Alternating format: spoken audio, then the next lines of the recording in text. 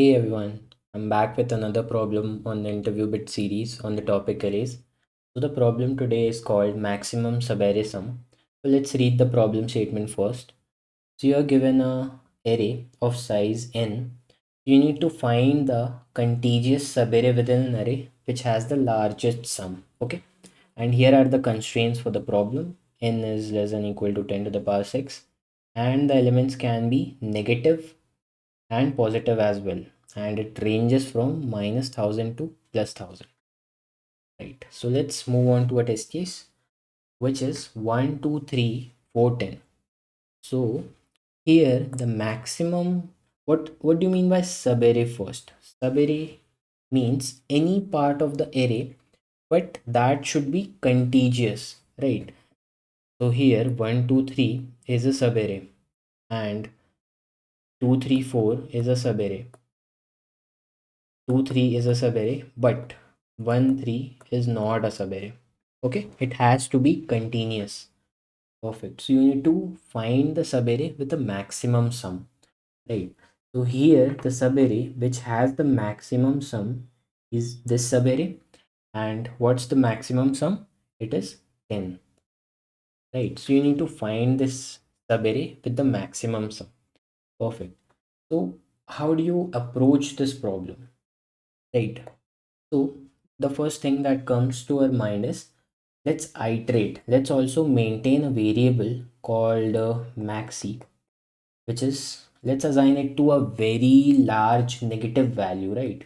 Let's call it int min. Okay, so maxi is equals to int min denotes we have a very small value as our answer. Okay, now let's iterate to this array. So we have got one. Also, let's maintain a variable sum, which is 0 for now.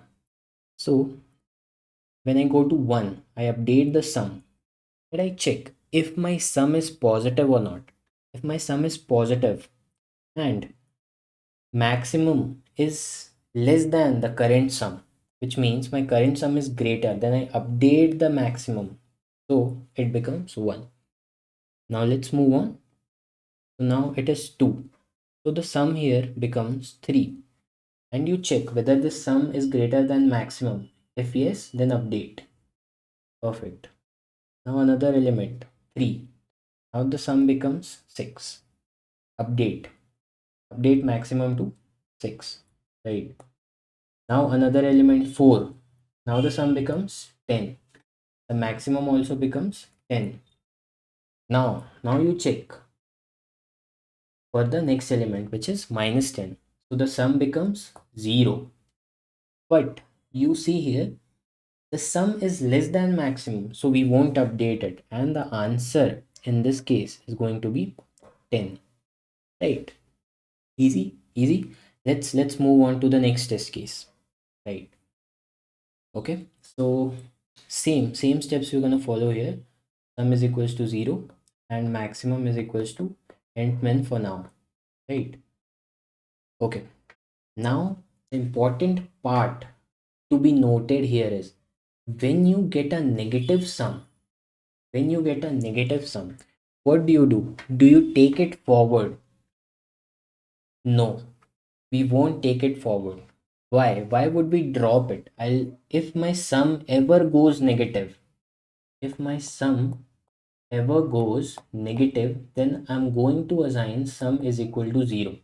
Why I'm going to do that is because, and why will I not carry it forward? Because I have encountered a negative sum and I want a subarray with the maximum sum. So if I take the negative sum forward, it's gonna hamper whatever sum I'll be getting at the later parts of this array.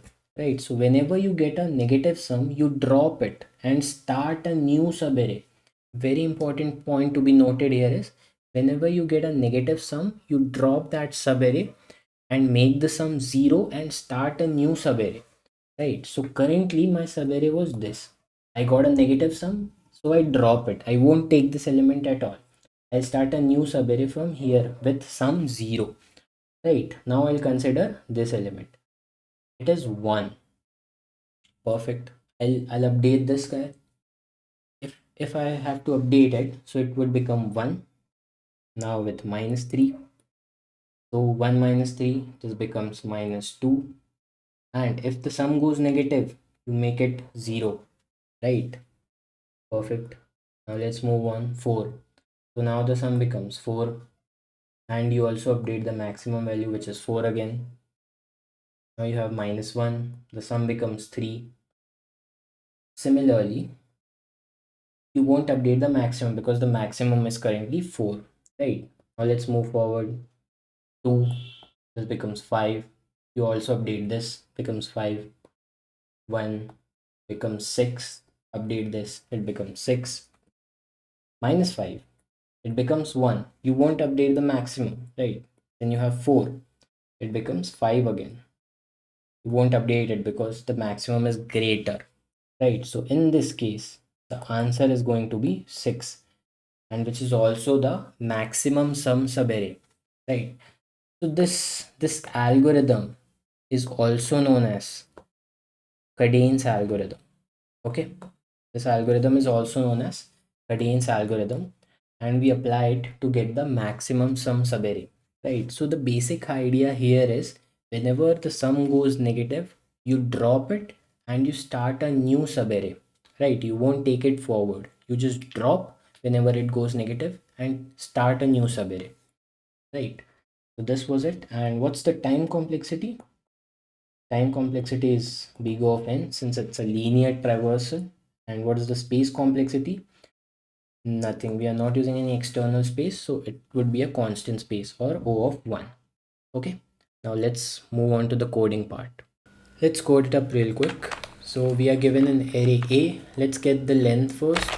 N is equals to A dot size. Let's maintain variables sum, which would have the running sum of the subarray, and let's maintain a variable called maxi, which would denote the maximum sum of the subarray which we can take, right? Now let's iterate over the array, and at every step the first thing which we're going to do is add the current element to our sum. So sum plus equals to a of I. Perfect. And at every step we'll check if sum is greater than maximum. If sum is greater than maxi, then maxi is equals to sum, right? So we have updated maxi, which is the largest sum of a subarray, right? And next is what we need to check: if sum ever goes negative. If sum ever goes negative, we'll drop it and we'll make it 0 because we'll start a new subarray instead of taking the negatives, right? And then you return maxi. That's it for the implementation. Let's run it. Okay, trivial cases are passed. We'll submit.